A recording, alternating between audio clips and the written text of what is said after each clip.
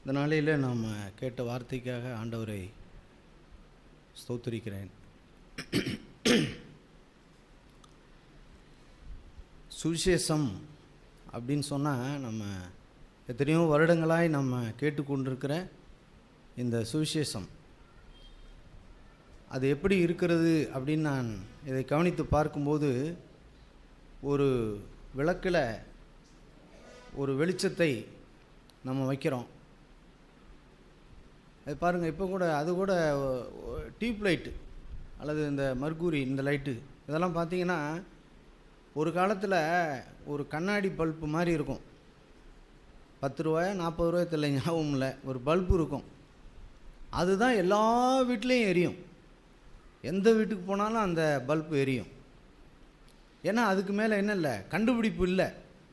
ஆனால் இன்றைக்கி பாருங்கள், வித்தியாசமான வெளிச்சம் கொடுக்கக்கூடிய பல்புகளை கண்டுபிடித்திருக்கிறார்கள். இது நமக்கு ஒரு உதாரணமாக இருக்குது. ஒரு நாள் நம்ம ஆண்டவரை ஏற்றுக்கொண்டு சபைக்குள்ளே வந்தோம்.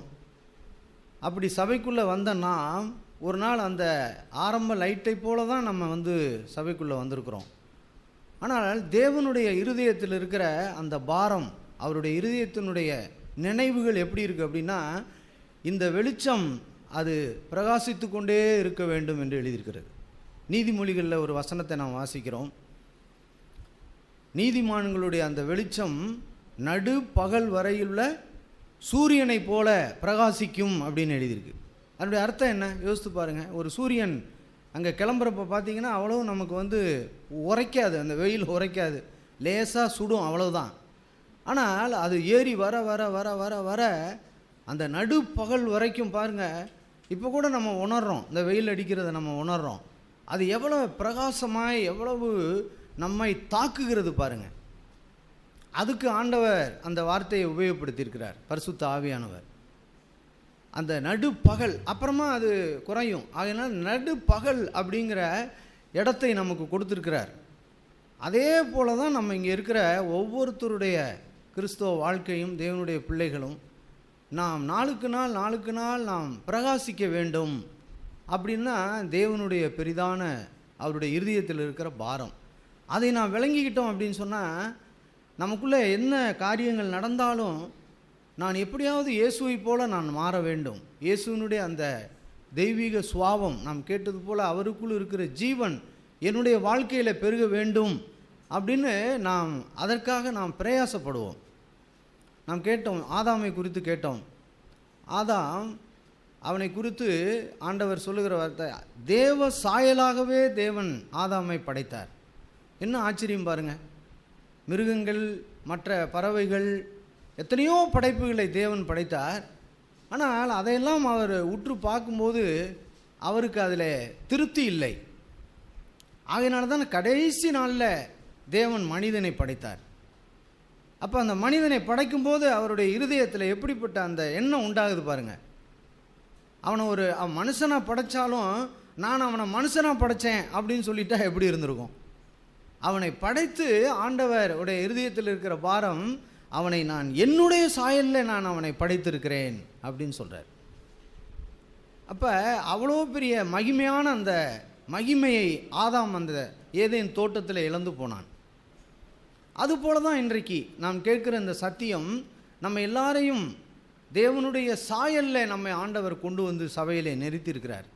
நாம் கேட்டது போல் ஒரு குடும்பம், தனிப்பட்ட நபர், வாலிபர்கள், நாம் கேட்டது போல் குடும்பத்தில் இருக்கிற மாமன், மாமியார், மருமகள், இப்படின்னு ஆண்டவர் நம்ம எல்லாரையும் ஒரு குடும்பமாய் வைத்திருக்கிறார்.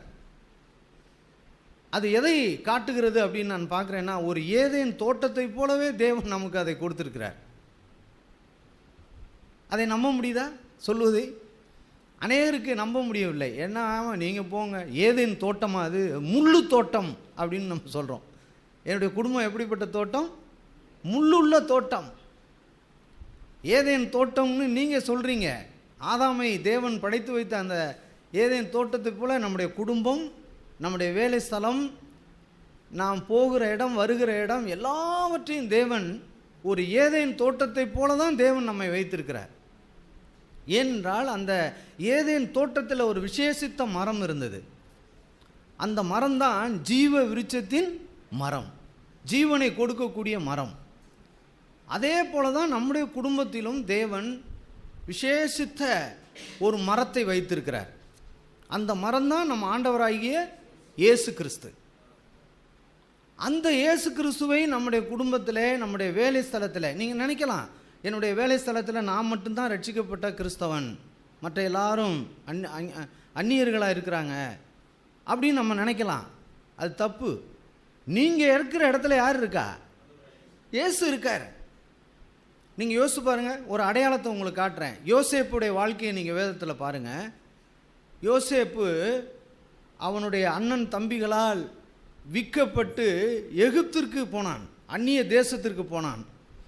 அந்த தேசத்தில் தேவ சாயலாய் அல்லது தேவனுடைய பிள்ளையாக இருந்த ஒரே ஒரு மனிதன் யார் அப்படின்னு சொன்னால் அவன் யோசேப்பு தான். அப்போ அந்த யோசேப்பு அந்த அந்த பார்வோனுடைய அந்த அரண்மனையில் அவன் இருக்கும்போது எப்படி இருந்தான் யோசித்து பாருங்கள். அவன் என்ன சொன்னான்? கர்த்தர் யாரோடு இருந்தது? யோசேப்போடு இருந்தார். தேவன் ஒரு மனுஷன் இருக்கான்ப்பா, அவன்கிட்ட போய் நான் என்னால் இருக்க முடியும். அதாவது ஒரு குழுமையாக 100 பேர் இருந்தால் அங்கே தான் இருக்க முடியும், அல்லது 1000 பேர் இருக்கிற இடத்துல தான். இன்றைக்கி அப்படி தான் மெகா சபையெல்லாம் அப்படி தான் பார்க்குறாங்க. 5000 பேர் ஒரு சபையில் இருந்தால் அந்த இடத்துல தேவன் இருக்கிறார் அப்படின்னு சொல்லி பார்க்குறாங்க. கொஞ்சம் பேர் இருக்கிற இடத்துல எங்கே தேவன் இருக்க மாட்டார் அப்படின்னா. ஆனால் வேதம் ஒரு ஆள் இருந்தாலும் அங்கே யார் இருப்பா? தேவன் அங்கே வாசம் பண்ணுவார், தேவன் அங்கே இருப்பார். அப்போ தேவன் நம் மத்தியிலே ஒரு ஏதேன் தோட்டத்தை போல இயேசுவை நமக்கு கொடுத்துருக்கிறார். ஆனால் நம்ம என்ன செய்கிறோம் அப்படின்னு சொன்னால், ஆதாமை போல அந்த ஜீவ விருட்சத்தின் கனியை பறித்து புசிப்பதற்கு பதிலாக அவன் செய்த தப்பு, நன்மை தீமை அறியத்தக்க கனியை அவன் புசித்தான். அதே போல தான் இன்றைக்கு நீங்களும் நானும் இருக்கிறோம். நாம் கவனித்து பார்ப்போம் தேவனுடைய வார்த்தையை. எனக்கு ஆண்டவர் என் வீட்டிலே ஒரு ஏதேனை வைத்திருக்கிறார், அங்கே இயேசு இருக்கிறார். நான் இயேசுவினிடத்திலே தினம் போகிறேனா? நாம் கேட்டது போல வேத வாக்கியங்களை எல்லாம் ஆராய்ந்து பார்க்குறாங்க. ஆனால் இயேசு என்ன சொல்கிறார்? ஜீவன் பெற என்னிடத்தில் வர அவர்களுக்கு மனது இல்லை அப்படின்னு சொல்கிறார். அப்போ இயேசு நம் மத்தியில் இருக்கிறார். நம் மத்தியில் இருக்கிற அந்த இயேசுவினிடத்தில் நாம் போய் நம்மை தாழ்த்தி அவருடைய பாதத்தில் அமர்ந்து அவரோடு பேசி அவரோடு உறவு கொண்டு நாம் அந்த ஜீவனில் பங்கு பெறுவதற்கு நமக்கு நேரமே இல்லை. அதை குறித்து நாம் யாரும் யோசிப்பதே இல்லை. ஆனால் நாம் என்ன செய்கிறோம்னா, அதெல்லாம் விட்டுட்டு நன்மை தீமை அறியத்தக்க கனியை நாம் புசிக்கிறவர்கள். அது ரொம்ப ஈஸி. நன்மை தீமை அறியத்தக்க கனிகளை புசிக்கிறதுங்கிறது ரொம்ப ஈஸி. தினமும் எதையோ ஒன்று நம்ம செய்து நாம் அந்த ஜீவ விருட்சத்தின் கனியை புசிக்க முடியாமல் போய்விடுகிறது. ஆகையினால்தான் நாம் கேட்டோம், இப்படிப்பட்ட தேவ சாயலிலே உண்டாக்கப்பட்ட மனுஷன் இவ்வளவு அகல பாதாளத்திற்கு அவன் தள்ளப்பட்டதை நாம் அங்கே பார்த்தோம் பிரியமானவர்களே. ஆகையினால் இந்த நாளில் நம்முடைய எல்லாருடைய குறிக்கோளும் நோக்கமும், நான் ஜீவன் பெற இயேசுவினிடத்தில் என்ன செய்யணும்? வரணும். ஏன்னா சுவிசேஷங்கிறது இயேசு கிறிஸ்து இந்த பூமிக்கு கொண்டு வந்த அந்த சுவிசேஷம் 2 வித்தியாசமான சுவிசேஷத்தை இயேசு கொண்டு வந்தார். ஒன்று பாவ மன்னிப்பின் நிச்சயம். ஒரு மனிதன் பாவத்தில் வாழ்கிறான். நாம் தொழுகை வேலையில் கேட்டது போல நாம் பாவத்தில் வாழ்ந்தோம், அக்கிரமத்தில் இருந்தோம், நாம் எல்லாரும் மரித்து போயிருந்தோம். நமக்கு ஒரு ரட்சிப்பை கொடுக்கும்படிக்கு இயேசு கல்வாரி சிலுவையில் ரத்தம் சிந்தி, அந்த இரத்தத்தினுடைய வல்லமையினால் நாம் ஒவ்வொருவரும் மீட்கப்பட்டோம். அதுதான் சுவிசேஷத்தினுடைய ஒரு முதல் பகுதி. அப்படிப்பட்ட ஒரு காரியத்தை இயேசு இந்த பூமிக்கு கொண்டு வந்தார். அது ஒரு முதல் பகுதி. 2வது ஒரு பகுதியை அவர் கொண்டு வந்தார். அந்த பகுதியை நான் கேட்டுக்கொண்டிருக்கும்போது நான் யோசித்தேன், அந்த பகுதி எப்படிப்பட்டதுன்னு யோசிச்சு பாருங்கள். கல்வாரி சிலுவைக்கு போனது பார்த்திங்கன்னா இன்றைக்கெல்லாம் கிட்டத்தட்ட ஒரு 2-3 மணி நேரம் இருக்கும், அவ்வளவுதான். அவரை பிளாத்துக்கிட்ட கொண்டு போனாங்க. அல்லது ஒரு நாளோ 2 நாளோ இருக்கலாம், இல்லை 3 நாளோ வச்சுக்குவோம். அவரை கொண்டு போய் குற்றம் சாட்டப்பட்டு அவரை சிலுவை மரணத்துக்கு ஒப்பு கொடுத்தாங்க. அவரை வாரினால் அடித்தாங்க. ஒரு பெரிய பாறை சிலுவையை தூக்கி அவர் மேலே வச்சாங்க. அதை கொஞ்சம் கொல்கத்தா என்கிற அந்த மலைக்கு அவர் சுமந்துக்கிட்டு போனார். அங்கே போய் அவரை உயிரோடு கொலை செய்து விட்டார்கள். அவரை ஆணி அடித்து அவரை கொன்று விட்டார்கள். அவர் சரீரத்தில் உள்ள எல்லா இரத்தமும் சிந்தப்பட்டது. அப்படி சிந்தப்பட்டதினால் நீங்களும் நானும் இன்றைக்கு மிகப்பெரிய மீட்பை நாம் பெற்றிருக்கிறோம். இதெல்லாம் நடந்த அந்த காரியங்கள் பார்த்தீங்கன்னா கொஞ்சம்தான். நல்லா கவனமாக கேளுங்க நான் சொல்கிறது. இந்த சுவிசேஷத்தை இன்றைக்கு உலகத்தில் இருக்கிற அநேக கிறிஸ்தவர்கள் அறியவில்லை. இந்த கொஞ்சத்தை தான் பெருசாக எல்லாரும் பேசிக்கிட்டு இருக்காங்க. பெருசாக பேச வச்சு சில பேரை அளவோட வச்சுருவாங்க. சில பேர் அழுதுருவாங்க. கல்வாரி அன்பை குறித்து பேசும்போது, அவருடைய சிலுவையின் மரணத்தை குறித்து பேசும்போது, அந்த படம் கூட பார்த்தோம்னா ஜீசஸ்ங்கிற படம் நானே பார்த்து அழுதுருக்கேன். அவன் அடிக்கிறத, அந்த கட்டி வச்சு அடிக்கிறத நான் பார்த்து எத்தனையோ முறை அழுதுருக்கேன். அதே போல் இன்றைக்கு அநேகர் இப்படிப்பட்ட காரியங்களை சொல்லி கொடுத்து அல்லது ஒரு படமாக கூட அதை போட்டு அநேகரை கண்ணீர் சிந்த வைக்கிற, கலங்க வைக்கிற எத்தனையோ காரியங்கள் இந்த உலகத்தில் நடந்து கொண்டிருக்கிறது. அதை தான் மேன்மையாய் பார்க்கிறார்கள். கொஞ்ச மணி நேரத்துக்குள்ளே நடந்த சம்பவம் அல்லது 1-2 நாளுக்குள்ளே நடந்த சம்பவம். ஆனால் அவர் அந்த 12 வயது நிரம்பின பொழுது அந்த தேவாலயத்தில் போய் உட்கார்ந்த பொழுது அவர் வேதத்தின் மகத்துவங்களை அந்த பரிசேயர்களிடத்தில் பேசும்போது வேதம் சொல்லுகிறது ஆச்சரியப்பட்டார்கள் என்று எழுதியிருக்கிறது. இயேசுவை குறித்து ஆச்சரியப்பட்டார்கள். இவ்வளவு சின்ன வயதில் ஒரு கல்லாத மனிதன், இவ்வளவு சின்ன வயதில் எத்தனையோ வருஷம் இந்த புஸ்தகங்களை ஏந்தி நான் சபையில் பேசி கொண்டிருக்கிறேன் அப்படின்னு நினைத்த அந்த பரிசேயர்கள், சதுசேயர்கள் எல்லாருக்கும் ஆச்சரியப்படத்தக்க இருந்தது. அவர்கள் கேட்கிற கேள்விகளுக்கு இயேசு அற்புதமான பதில்களை சொல்லி எல்லாருடைய வாயை அடைத்து கொண்டு உட்கார்ந்திருந்தார்.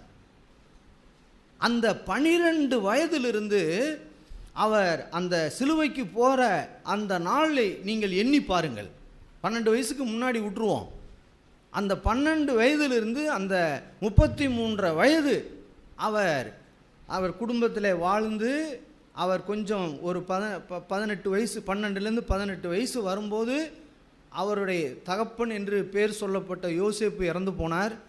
அதற்கு பிற்பாடு முழு குடும்பத்தினுடைய பொறுப்பையும் எடுத்து தன்னோடு கூட இருக்கிற தம்பி, தங்கச்சி, அம்மா இவர்கள் யாவருக்கும் தன்னுடைய சரீரத்தினால் உழைத்து எல்லாருக்கும் அவர்களுக்கு சாப்பாடு கொடுத்து அந்த காலகட்டத்திலே அவர் சோதிக்கப்பட்டு அவர் ஒவ்வொரு நாளும் அவர் தன்னுடைய வாழ்க்கையிலே ஒரு ஜீவனை அவர் சம்பாதித்து கொண்டே வந்தார். அவருடைய மனநிலையில் என்ன இருந்தது தெரியுமா? ஒரு வசனத்தை உங்களுக்கு காட்டுகிறேன். எபிரேயருக்கு எழுதின நிருபம் 5ஆம் அதிகாரம்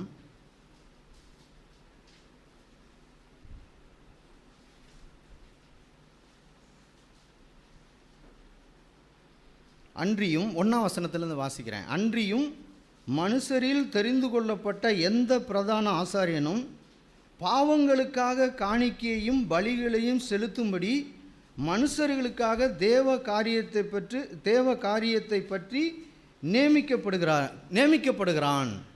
ஒரு மனுஷனை அந்த காலகட்டத்தில், அந்த பழைய உடன்படிக்கையின் காலகட்டத்தில் ஒவ்வொரு ஆசாரியனையும் ஒவ்வொரு மனிதனையும் நியமித்தார்கள். இன்றைக்கு எப்படி நம்முடைய சபைகளில் மூப்பர்கள், உதவி ஊழியக்காரர்கள் என்று நம்மை நியமிக்கிறார்களோ அதுபோலவே அந்த காலகட்டத்திலையும் நியமித்திருக்கிறார்கள். அவர்களை ஏன் நியமித்தார்கள் அப்படின்னு சொன்னால், தானும் பலவீனமானபடியினாலே, அந்த மனுஷனும் பலவீனமாக இருக்கிறான். அப்படி இருக்கிற தானும் பலவீனமானபடியினாலே அறியாதவர்களுக்கும் நெறிதப்பி போகிறவர்களுக்கும் இறங்கத்தக்கவனாய் இருக்கிறான். அப்படிப்பட்ட மனுஷன் அறியாமல் இருக்கிறவனுக்கும் நெறிதப்பி போகிறவர்களுக்கும் இறங்கத்தக்க ஒரு மனுஷனாக தேவன் அன்றைக்கு ஒவ்வொரு ஆசாரியனையும் அவர்களை நியமித்தார்கள். அவர்கள் யாருன்னா பர்ஃபெக்டான ஆளு கிடையாது. அவங்கள்ட்ட நீங்கள் போய் கேட்டிங்கன்னா, இப்போ சகோதரன் சொன்னது போல் என்னை குறித்து இந்த 4 மாதத்தில் நீங்கள் ஒரு ஜீவனை என்னிடத்துல பார்த்தீங்களா அப்படின்னு பிள்ளையிடத்துலையோ மனைவியிடத்துலையோ புருஷனிடத்துல கேட்டால் அதை நான் பார்க்கவில்லை அப்படின்னு சொல்லுவாங்கன்னு ஒரு வார்த்தையை சொன்னார். அது யோசித்து பாருங்கள். அதுபோல தான் இந்த ஆசாரியன் இருந்தார்கள். அவரிடத்துல போய் அவங்க குடும்பத்தில் போய் அவங்கள்டத்துல கேட்டால் அவங்களுக்கு ஒன்றும் அப்படி ஒரு சாட்சி சொல்லக்கூடிய ஒரு ஜீவியம் உடையவர்கள் அல்ல. அப்படிப்பட்டவர்களை தேவன் நியமித்து அந்த நாட்களில் அந்த சபையை அவர் நடத்தி கொண்டு வந்தார். அவர்கள் 3ஆம் வசனத்தில் வாசிக்கிறோம், அது நிமித்தம் அவன் ஜனங்களுடைய பாவங்களுக்காக பலியிட வேண்டியதை போல தன்னுடைய பாவங்களுக்காகவும் பலியிட வேண்டியதாக இருந்தது. நல்ல கவனிக்கணும். நீங்கள் இயேசுவுக்கும் நமக்கும் எவ்வளோ பெரிய வித்தியாசம் இருக்குது பாருங்கள். அதை பார்த்துட்டோம்னா நம்ம மனம் திரும்புவோம். நம்ம எப்படி நினச்சிட்டு இருக்கோம்? பர்ஃபெக்டானவங்க போல் நம்ம நினச்சிட்டு இருக்கோம். எந்த விஷயம் எடுத்தாலும் சரி ஓகே அப்படின்னு ஓகேன்னு கையெழுத்து போடுறதுக்கு நம்ம எல்லோரும் ரெடியாக இருக்கோம்.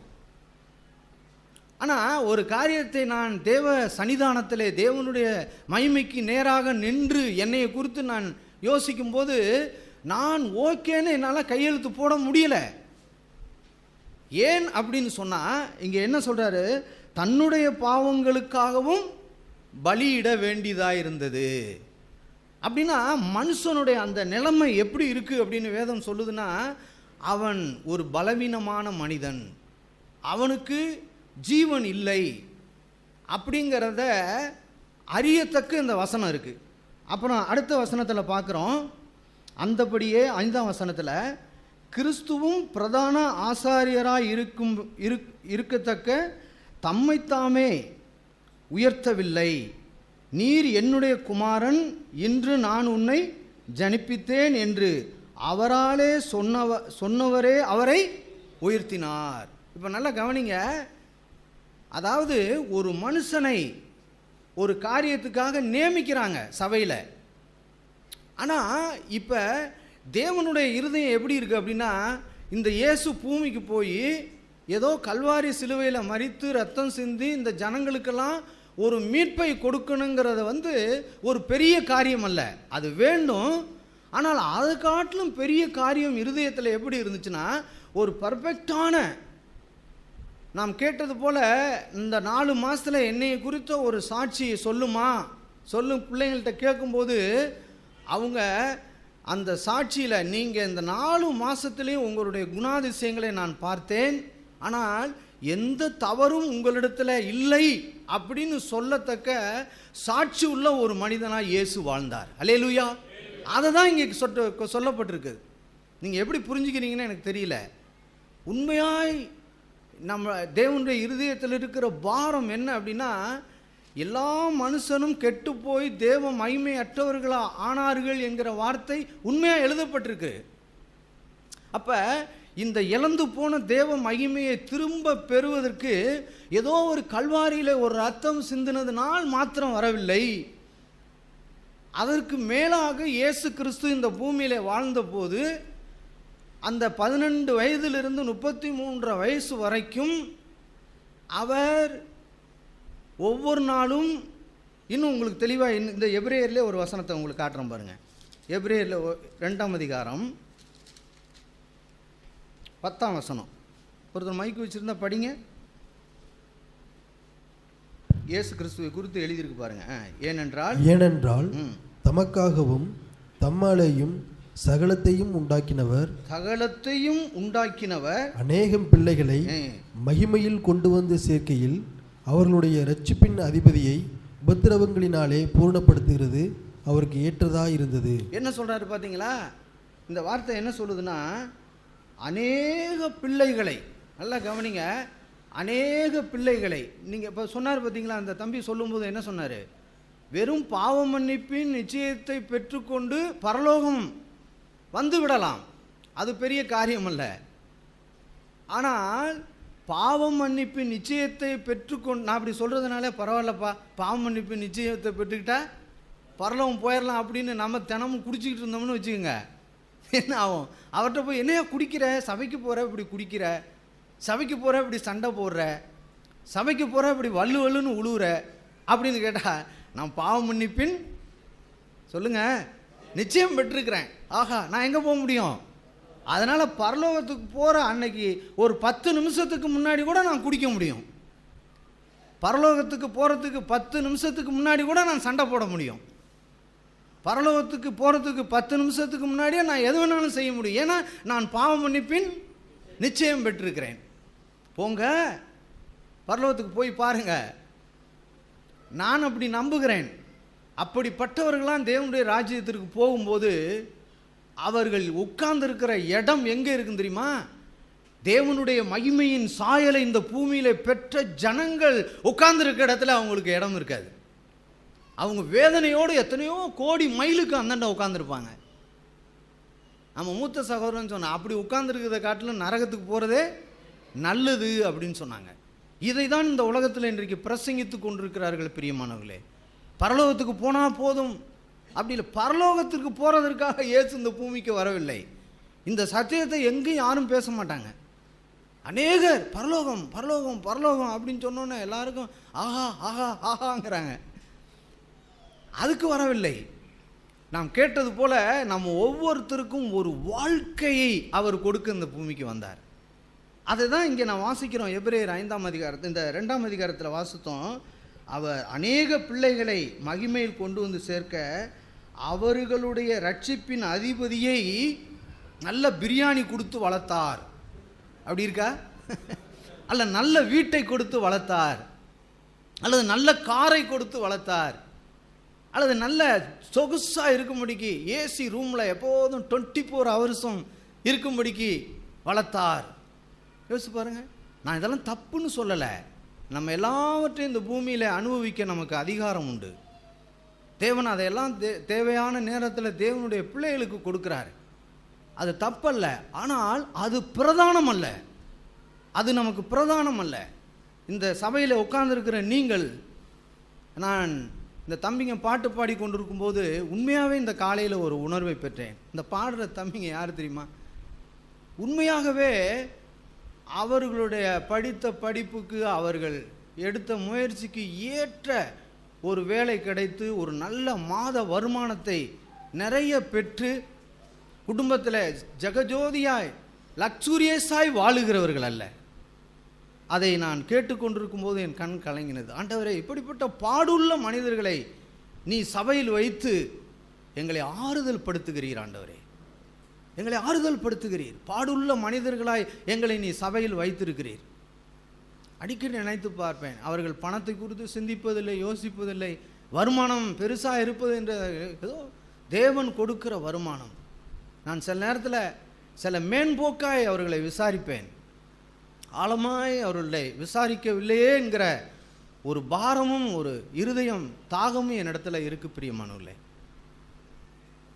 ஆண்டவர் எப்படி செய்தார் என்றால், இயேசுவை உபத்திரவங்களினாலே அவரை பூரணப்படுத்துவது அவருக்கு பிரியமாக இருந்தது. அப்படின்னா இயேசுவை அந்த 12 வயசுலேருந்து 33 வயசு வரைக்கும் எப்படி நடத்தினார் பாருங்க. ஏன் அப்படி நடத்தினார்னா, அப்படி அவர் நடத்தப்பட்டு சோதிக்கப்பட்டு பாடுபட்டு உபத்திரவங்கள் வழியாய் போய் அவர் ஒரு ஜீவனை இந்த பூமியில் சம்பாதிக்க வேண்டியிருக்கிறது. அப்போதான் அது மற்றவர்களுக்கு ஒளியாக இருக்க முடியும் அப்படிங்கிற ஒரு இருதயத்தை தேவன் இருந்ததுனால தான் அவரை சிலுவைக்கு போகிறத கொஞ்சம் வச்சு அவர் இந்த பூமியில் பல வருடங்கள் அவரை நொறுக்கினார் பிரியமானவர்களே. ஏசாயா 53ஆம் அதிகாரத்தை வீட்டில் போய் படித்து பாருங்கள். இயேசுவை விரும்பத்தக்க ஒரு ரூபம் அவரிடத்தில் இல்லை. அவர் அந்த கேடு அடைந்தார் அப்படின்னு எழுதியிருக்கு. அப்படிப்பட்ட பாடுகளும் உபத்திரவங்களையும் கொடுத்து இந்த பூமியிலே மனத்தாழ்மையாய், சாந்தமாய், பொறுமையாய், அன்பாய், கசப்பில்லாமல் மற்றவர்களை மன்னித்து, எவ்வளோ பெரிய துரோகம் செய்தாலும் அவர்களை மன்னித்து அவர்களை ஏற்றுக்கொண்டு இந்த பூமியிலே வாழ்ந்த ஒரு ஜீவனை தான் நீங்களும் நானும் இயேசுவினிடத்தில் பார்க்குறோம் பிரியமானவர்களே. அந்த ஜீவன் ஏதோ பொசுக்குன்னு வரலை. அது பொசுக்குன்னு வரும்படிக்கு ஆதாமுக்கு கொடுத்துருந்தாரு. ஆனால் அவன் மட்டும், இந்த பாவி பையன், அவன் மட்டும் அந்த ஏதேனில் அந்த ஜீவ விருட்சத்தை பறித்து சாப்பிட்டுக்கிட்டே இருந்திருந்தான் அப்படின்னா நம்ம வாழ்க்கையை கற்பனை பண்ணி பாருங்க, அது எப்படி இருந்திருக்கும் தெரியுமா? அவனை என்ன செய்தார் தெரியுமா? தேவன் அவனை அந்த ஏதேன் தோட்டத்திலிருந்து அவனை விரட்டி விட்டுட்டு 2 கேர்பீன்களை நிறுத்தி சுடர் ஒளி பட்டயத்தை வச்சுட்டாரு. 2 கையிலையும் பட்டயத்தை கொடுத்துட்டாரு. இவன் வந்து வெளியில் உணர்ந்து பார்த்துருப்பான், அடாடா இப்படிப்பட்ட ஒரு சாக்கியத்தை நான் இழந்துட்டேனே அப்படின்ட்டு திரும்ப ஓடி போய் அந்த ஜீவ விருட்சத்தின் கனியை புசிச்சிடலாம் அப்படின்னு நினச்சி மறுபடியும் உடியாந்தானா என்ன விழுவும் அவன் மேலே? பட்டயம் விழுந்து துண்டாகட்டும் அப்படின்னு 2 பேரையும் நிறுத்தி வச்சிட்டார். எப்படிப்பட்ட தேவன் பாருங்க. அப்படின்னா ஒரு ஒரு ஒரு ஈஸியான ஒரு வாழ்க்கையை தேவன் ஆதாமுக்கு கொடுத்தார், அதை அவன் இழந்து போனான். இப்போ 2ஆம் ஆதாமாகிய இயேசு கிறிஸ்து 1 கொரிந்தியர் 15ஆம் அதிகாரத்தில் நீங்கள் படித்து பார்த்தீங்கன்னா, முந்தின ஆதாம் ஜீவ ஆத்துமாவாய் போய்விட்டான், பிந்தின ஆதாமாகிய இயேசுவோ உயிர்ப்பிக்கிற ஒரு ஆவியானவராய் வெளிப்பட்டார் அப்படின்னு எழுதியிருக்கு. இந்த சுவிசேஷம் எவ்வளவு நம்பிக்கையை கொடுக்குது பாருங்க. அப்படின்னா இந்த 2ஆம் ஆதாமாகிய இந்த இயேசு உபத்திரவத்துக்குள்ளே பாடுகளுக்குள்ளே அவர் கடந்து போய் அங்கே ஒரு ஜீவனை சம்பாதித்தார். அதுபோல தான் இன்றைக்கும் நம்ம வாழ்க்கையில் தேவன் அந்த மெய்யான ஜீவனை வைக்கும்போது நம்ம வாழ்க்கையிலும் சில பாடுகளையும் உபத்திரவங்களையும் திடீரென்று ஏதாவது ஒரு சம்பவங்களை நம்முடைய குடும்பத்திலேயோ நம்முடைய வாழ்க்கையிலேயோ பண இழப்பு, வேலை இழப்பு, வியாதி, எத்தனையோ சூழ்நிலைகள் மூலமாக நாம் அந்த நேரத்தில் நம்மை படைத்த நம்மை உண்டாக்கின தேவனை குறை சொல்லுகிறோமா? அல்லது எனக்கு இப்படி என் வாழ்க்கையில் நடந்து விட்டது, எனக்கு இப்படிலாம் நடந்துருச்சு, நான் இத்தனை வருஷமாக கிறிஸ்துவ வாழ்க்கையை வாழ்ந்தேனே அப்படின்னு சொல்லி நான் முறுமுறுக்கிறோமா? அப்படிங்கிற அந்த ஒரு காரியத்துக்கு நேராய் தேவன் நம்மை நடத்துகிறார். பிரியமானவர்களே, எதுலேயும் நாம் சந்தோஷமாக இருக்கு. அப்படி தான் இயேசுவை தேவன் நடத்தினார். அதனால தான் நம்ம அங்கே எபிரேயரில் வாசித்தோம். அதனுடைய முடிவை உங்களுக்கு சொல்கிறேன். அவர் சொல்கிறாரு 6ஆம் வசனத்தில், அந்தபடியே வேறொரு இடத்திலும் மெல்கிதேசேக்கின் முறைமையின்படி என்றென்றைக்கும் ஆசாரியராய் இருக்கிறீர் என்று சொல்லியிருக்கிறார். இந்த பர்ஃபெக்டான இந்த ஜீவனுள்ள இயேசு எப்படிப்பட்டவர் அப்படின்னா 7ஆம் வசனத்தில் வாசிக்கிறோம். அவர் மாம்சத்தில் இருந்த நாட்களில், எந்த நாட்களில்? நல்லா கவனமாக கேளுங்க. அவர் மாம்சத்தில் இருந்த நாட்களில் 12 வயசுலேருந்து 33 வயசு வரைக்கும் அவர் மாம்சத்தில் இருந்த அந்த நாட்களில் என்ன செஞ்சாராம்? தம்மை மரணத்திலிருந்து ரட்சிக்க வல்லமையுள்ளவரை நோக்கி பலத்த சத்தத்தோடும் கண்ணீரோடும் விண்ணப்பம் பண்ணி வேண்டுதல் செய்து தமக்கு உண்டான பயபக்தி நிமித்தம் கேட்கப்பட்டு அப்படின்னு.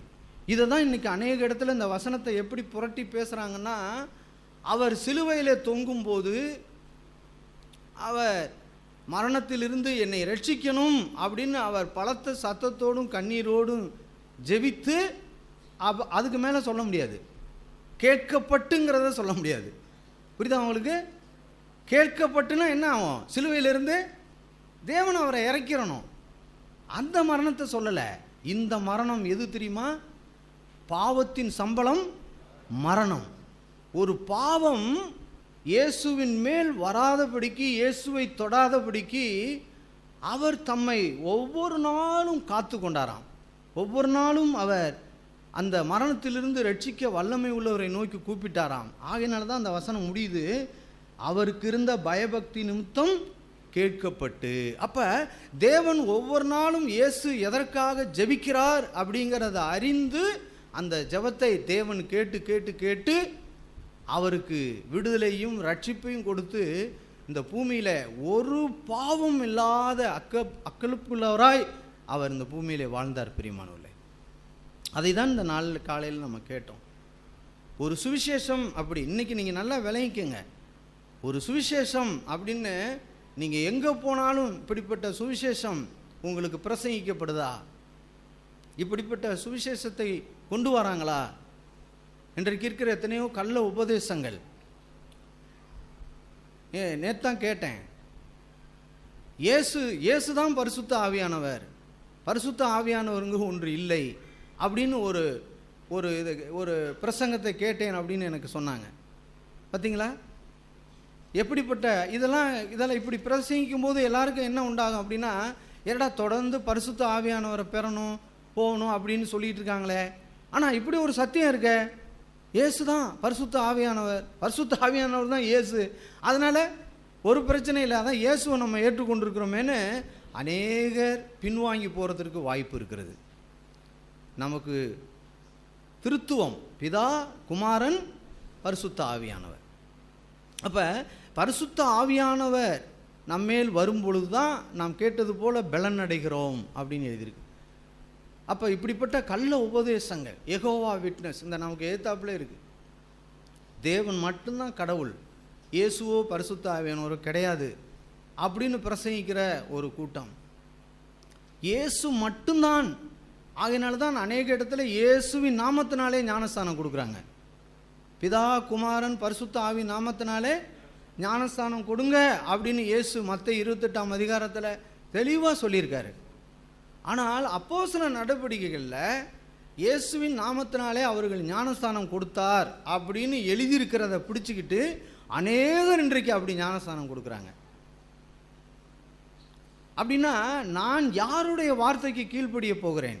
இயேசுவின் வார்த்தை. இயேசு சொன்னார், நீங்கள் உலகமெங்கும் போய் அவர்களை சீசராக்கி அவர்களுக்கு பிதா, குமாரன், பரிசுத்த ஆவி நாமத்தினாலே ஞானஸ்தானம் கொடுங்கள். அப்போ நீங்கள் போகிற சில பேர் உங்களை வந்து குழப்புவாங்க, அதுக்கு சில வசனங்களெல்லாம் காமிச்சு சொல்லுவாங்க. ஆனால் நான் இயேசு சொன்னதுக்கு தான் நான் கீழ்ப்படிவேன். அப்போ எப்படி இருக்கு பாருங்க. இப்படி தான் இன்றைக்கு இந்த உலகத்தில் வெளிப்படையான சில விஷயங்களை காமிச்சு பயமுறுத்தி, பழைய ஏற்பாட்டில் அப்படிப்பட்ட வசனங்கள் நிறைய இருக்குது காரியங்கள், இதை குறித்து பயமுறுத்தி எல்லாரும் தவறான வழியில் நடத்தப்படுகிறார்கள். ஆனால் மெய்யான ஒரே ஒரு வழி என்ன அப்படின்னு சொன்னால், ஒவ்வொரு நாளும் நான் கிறிஸ்துவின் ஜீவனில் பங்கடைய வேண்டும். அதுதான் என்னுடைய முக்கியமான காரியம். என்னை அதற்காக நான் ஒப்பு கொடுக்க வேண்டும் அப்படின்னு நம்ம ஒவ்வொருத்தரும் வளருவோம். இந்த சுவிசேஷத்தை நம்ம கவனித்து கேட்போம். அப்போ என்னுடைய முடிவு என்ன அப்படின்னா, நாம் இப்படிப்பட்ட மனிதர்களாய் சபையை நடத்தி கொண்டு வருகிறோம் அப்படிலாம் வந்ததை பார்த்து தான் தேவன் இயேசுவை நமக்கு கொடுத்து, அவர் ஒரு நல்ல ஜீவனுள்ள வாழ்க்கையை கொடுத்து இன்றைக்கு அந்த ஜீவனை நமக்கு கொடுக்குறார். இன்றைக்கு ஒரு சபையில் பொறுப்பாய் நியமிக்கப்பட்ட மூப்பராக இருந்தாலும் சரி, உதவி ஊழியக்காரர்களாக இருந்தாலும் சரி, அவங்க அந்த பழைய ஏற்பாட்டில் தானும் தமக்கும் பலவீனமாக இருக்கிறபடினால பழி செலுத்த அப்படிப்பட்ட இடத்துல இருக்கிறவர்கள் அல்ல. அவர்களே எப்படி இருக்கணும்னு தீமோத்தேயு 3ஆம் அதிகாரத்தில் வாசிக்கிறோம், தீத்துல வாசிக்கிறோம். ஒரு மூப்பனானவன் ஒரே மனைவி உடையவனாய், அவன் சண்டை பண்ணாதவனாய், அவன் உபசரிக்கிறவனாய், அவனுடைய வாழ்க்கை எப்படி இருக்கணும் அப்படின்னு அங்கே பவுல் அதை எழுதுறாரு, அழகாக எழுதுறாரு. அதே போல் கண்காணியானவன், உதவிக்காரர்கள் எல்லாரையும் குறித்தும் பட்டியலிடுகிறார். அப்போல்லாம் அவங்களாம் யார் அப்படின்னு சொன்னால், அவர்கள் தான் கிறிஸ்துவின் ஜீவனை பெற்றவர்கள். வெறும் பாவ மன்னிப்பு நிச்சயத்தை மட்டும் பெற்றவர்கள் அல்ல, ஒவ்வொரு நாளும் தனிப்பட்ட வாழ்க்கையில் அவர்கள் ஜீவனை பெறுகிறவர்களாக இருக்கிறோம். பிரியமானவர்களே, உண்மையிலே நாம் எவ்வளவு தவறுகிறோம், எவ்வளவு நம்ம வீழ்ச்சி அடைகிறோம் அப்படிங்கிறத ஒவ்வொரு நாளும் நாம் கவனித்து பார்த்து, ஆண்டவரே நான் இன்னும் உம்முடைய சாயலாக இல்லையே, இன்னும் உம்முடைய சாயலாக நான் மாற வேண்டுமே அப்படின்னு நம்மை அர்ப்பணிக்க வேண்டும். பிரியமானவர்களே, இன்னைக்கு காலையில் கூட என்னுடைய பேத்தி தட்டை வச்சுக்கிட்டு இருந்தாங்க. அவங்க எல்லாரும் சாப்பிட்டுக்கிட்டு இருந்தோம். அப்போ பார்த்தீங்கன்னா நான் நின்ன நிலையில் இருந்து அவங்க கீழே உட்காந்து ஒரு தட்டை பிடிச்சிக்கிட்டு இருக்காங்க. ஒரு என்ன சாப்பாடு இன்றைக்கி மறந்துட்டேன் நானே, சப்பாத்தி. அது எங்கள் மருமகன் நல்லா அழகாக 3ஆக மடித்து வச்சுருந்தாங்க ஒரு இதில், ஹாட் பாக்ஸில். அதை தூக்கி நின்ன நிலையிலேருந்து போட்டேன் அவங்க தட்டில். உடனே நான் சாப்பிட முடியாது அப்படின்னு தூக்கி போட்டுட்டு அழுதுகிட்டு போயிட்டாங்க. அப்போ நான் யோசித்து பார்த்தேன், நான் என்ன செய்தேன் அப்படின்னு. அப்போ பார்த்தீங்கன்னா, நான் நின்ன நிலையிலிருந்து அந்த தட்டில் அந்த சப்பாத்தி போய் விழுந்தது எவ்வளோ பெரிய தவறு செய்து விட்டேன் அப்படின்னு என்னால் அதை தாங்கிக் கொள்ளவே முடியவில்லை. பிரியமானவர்களே, அப்போ ஒரு ஜீவனை எனக்குள்ளே கொண்டு வரதற்கு தேவன் எப்படி பிரயாசப்படுறாருன்னு பார்த்தேன். அப்போ நான் வண்டியில் வந்துக்கிட்டு இருக்கும்போது என் பேத்தியை பார்த்து அவங்கள்ட்ட மன்னிப்பு கேட்டேன். மன்னிச்சிட்றா, நான் அந்த மாதிரி ஒரு தவறு செஞ்சிட்டேன் காலையில் உனக்கு அப்படின்னு. எதுக்கு இதை சொல்கிறேன் அப்படின்னா, நாம் எவ்வளவு துரிதமாய் தவறு செய்கிறவர்களாக இருக்கிறோம், எவ்வளவு துரிதமாய் நாம் மன்னிப்பு கேட்கிறவர்களாய் நாம் இருக்க வேண்டும் பிரியமல்ல. அதுதான் இயேசுவினிடத்திலிருந்து அந்த ஜீவன். மன்னிப்பு கேட்கிறதுங்கிறது ஒரு அற்புதமான ஒரு ஜீவன். எல்லா ஜீவனிலும் நான் கடந்த சில வருடங்களாய் நான் பார்த்த ஒரு ஜீவன் இயேசுவினிடத்தில் அந்த ஜீவன் என்ன அப்படின்னா, அவர் பிறரை மன்னிக்கிறவராக இருந்தார். அவர் சொன்னார், பரிசுத்த ஆவிக்கு விரோதமாய் ஒருவன் தவறு செய்தால் அந்த பாவம் அவனுக்கு மன்னிக்கப்படுவதில்லை. ஆனால் என் மனுஷகுமாரனுக்கு விரோதமாய், இயேசுவுக்கு விரோதமாய் பாவம் செய்கிறத இன்னைக்கு மாத்திரம் அல்ல, நான் மரித்த பிற்பாடும் அந்த குறிப்பிட்ட அந்த மனிதன் மரிக்கிற வரைக்கும் அவனை நான் மன்னிக்கிறதுக்கு ரெடியாக இருக்கிறேன். அப்படி தான் இயேசுவின் சுபாவம். நான் சொல்ல புரியுதா உங்களுக்கு? நான் மரிக்கிற வரைக்கும் என்னை மன்னிப்பதற்கு இயேசுவின் சுபாவம் அப்படியே ஆயத்தமாக இருக்கிறது. நாம் அப்படி இருக்கிறோமா?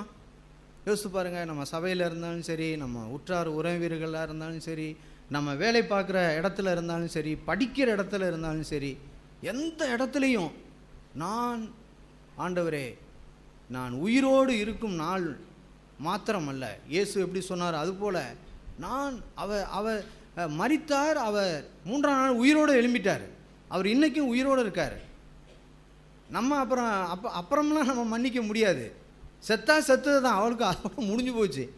அப்போ உயிரோடு இருக்கிற இந்த நாளெல்லாம் நான் பிறரை மன்னிக்க, பிறரை நேசிக்க, பிறரிடத்தில் அன்பு கூற, ஆண்டவரே அந்த ஜீவனை எனக்கு தாங்க ஆண்டவரே அப்படின்னு நம்ம ஒவ்வொரு நாளும் நாம் தேவனிடத்தில் நெருங்கி போக வேண்டும் பிரியமானவர்களே. ஆகையினால் அப்படி நாம் போக போக பரிசுத்த ஆவியானவர் மூலமாய் இந்த அருமையான ரட்சிப்பை நமக்கு கொடுப்பார்.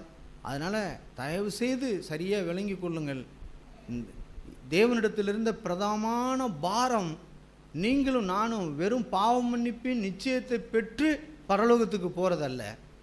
இந்த பூமியில் தாமே இயேசுவை போல மனத்தாழ்மையாய், சாந்தமாய், பொறுமையாய், நாம் குடும்பத்தில் இருக்கிற இடங்களில் எப்படிப்பட்ட காரியத்திலே நாம் நாளுக்கு நாள் வளர்கிறோமோ அந்த வாழ்க்கையினுடைய வளர்ச்சியின் பூரணம்தான் நாம் பிதாவினுடைய பக்கத்தில் நம்ம கொண்டு போய்விடும். நம்முடைய மூத்த சகோதரர் சொன்ன சாட்சியை நான் சொல்லி முடிக்கிறேன். அவர் சொன்னாங்க, பரலோகத்துக்கு போனால் ஆண்டவர் என்ன வேணும்னு எல்லாரையும் பார்த்து கேட்பாங்க, என்னையும் கேட்பாங்க. அப்போ எனக்கு நல்ல இந்த வீடு கட்டினீங்கல்ல, எனக்காக ஒரு ஸ்தலத்தை ஆயத்தம் பண்ணிங்கல்ல, அதில் ஒரு நல்ல வீடாக கொடுங்க ஆண்டவரே அப்படின்னு இல்லை, என்னென்னமோ கேட்கலாம். ஆனால் நான் என்ன கேட்பேன் அப்படின்னு சொன்னாங்கன்னா, தேவனே நான் இயேசுவின் பாதத்தில் கடைசி வரைக்கும் உட்காந்து அந்த பிரசன்னத்தில் இருக்கிற ஒன்றை மாத்திரம் நான் விரும்புகிறேன் அப்படின்னு சொன்னாங்க. யோசிச்சு பாருங்கள், அது எவ்வளோ பெரிய ஜீவன், அது எப்படிப்பட்ட ஒரு ஆசை தேவ மனிதனுக்கு உண்டாயிருக்கு பாருங்கள். ஆனால் நான் எத்தனையோ பிரசங்கங்களை கேட்டிருக்கிறேன். அங்கே பரலோகத்தில் தங்க ரோடு இருக்கிறது, அதனால் கழுத்தில் காதில் கிடக்கிற தங்கத்தெல்லாம் கலட்டி போடு அப்படின்னு பேசியிருக்கிற பிரசங்கியாருடைய சத்தத்தெல்லாம் நான் கேட்டிருக்கிறேன். அப்போ அவங்க என்னென்ன, ஐயோ இந்த தங்கத்தை இங்கே போட்டுட்டு இருந்தா பரலோகத்தில் என்ன பண்ண முடியாது, நம்மளை களிமண்ணில் நடக்க வச்சுருவார், ஏன்னா நீ பூமியில் இப்படி அனுபவிச்சிய அப்படின்னு பயந்து அநேகருடைய தங்க நகைகள் இந்த காணிக்கப்பட்டியில் விழுந்து அந்த ஊழியக்காரர்கள்லாம் பெரிய பணக்காரர்களாக மாறி போனார்கள். ஃப்ளைட் இருக்குது அவங்களுக்கு, பெரிய பெரிய டாட்டா பெரிய காருகளை வைத்திருக்கிறாங்க, 50 லட்சம், 1 கோடி ரூபா, 2 கோடி ரூபான்னு காருகளை வைத்திருக்காங்க, பெரிய பங்களா கட்டியிருக்காங்க. அதெல்லாம் யாருன்னா அநேகர் கழுத்தில் காதில் கிடந்த தங்கத்தை கைட்டி போட்டதுனால. அவங்ககிட்ட கேட்டிங்கன்னா, இதை போட்டால் தான் நான் எங்கே நடக்க முடியும், சொர்க்கத்தில் போய் அந்த அந்த தங்க வீதியில் நடக்க முடியும் அப்படின்னு சொல்லுவாங்க. நீங்கள் தங்கத்தை கைட்டி போடுங்க, கழுத்தில் போட்டுக்குங்க. இன்றைக்கி 2 பவுனோட உட்காந்துருக்கிற ஆள் நாளைக்கு போய் 4 பவுனை போட்டுட்டு வந்து உட்காருங்க, அல்ல நீங்கள் ஒன்றுமே போடாமல் உட்காருங்க. அதே போல் கையில் மோதிரம் போட்டிருக்கிறவர்கள், கழுத்தில் சில பேர் செயின் போட்டுக்குவோம், எது பண்ணுங்க. ஆனால் அப்படியெல்லாம் போட்டு அதை கழட்டி வீசினவர்களுக்கு பரலோகம் தங்க வீதி கிடையாது. இந்த பூமியிலே நாம் கேட்டது போல ஒவ்வொரு நாளும் நான் தாழ்மையில், ஒவ்வொரு நாளும் பொறுமையில், ஒவ்வொரு நாளும் ஆண்டவர் நான் செய்கிற தவறுக்கு உடனுக்குடனாய் மன்னிப்பு கேட்டு இப்படிப்பட்ட ஒரு ஜீவ வாழ்க்கையை நான் இந்த பூமியில் பெற்று நான் மரிக்கும்போது தான் அந்த மெய்யான தேவனுடைய சமூகத்துக்கு போவேன். அங்கே போய் என்ன தங்கம் அதெல்லாம் ஒன்றுமே வேணாம், பூமியிலே நான் அதை நேசிக்கலை, ஆகையினால் ஆண்டவர் பாதத்தில் உட்கார்ந்துருப்பதே எனக்கு பெரிய பாக்கியம் அப்படின்னு சொல்லுவோம். பிரியமானவர்களே, ஒரு சின்ன ஜெபம் பண்ணுவோமா? தகப்பனே, இந்த நாள்லையும் கூட நீங்கள் பேசின வார்த்தைகளுக்காக நன்றி அப்பா. ஒவ்வொரு நாளும் இந்த பூமி நாட்களில் நாங்கள் கிறிஸ்துவின் ஜீவனில் பங்கடைய எங்களுக்காக நீர் எவ்வளவோ உபத்திரவங்களையும் பாடுகளையும் பெற்று நீர் ஜீவனை சம்பாதித்திருக்கிறீர். அந்த ஜீவனுக்குள் நாங்கள் பிரவேசிக்க வேண்டும், எங்கள் சபை பிரவேசிக்க வேண்டும், இங்கே இருக்கிற ஒவ்வொருடைய கண்களும் திறக்கப்பட வேண்டும். ஆண்டவரே தேவனே, நீங்கள் ஆசீர்வதிங்க. மகிமையை உமக்கே செலுத்துகிறோம். இயேசுவின் நாமத்தில் ஜெபிக்கிறோம் பிதாவே, ஆமென்.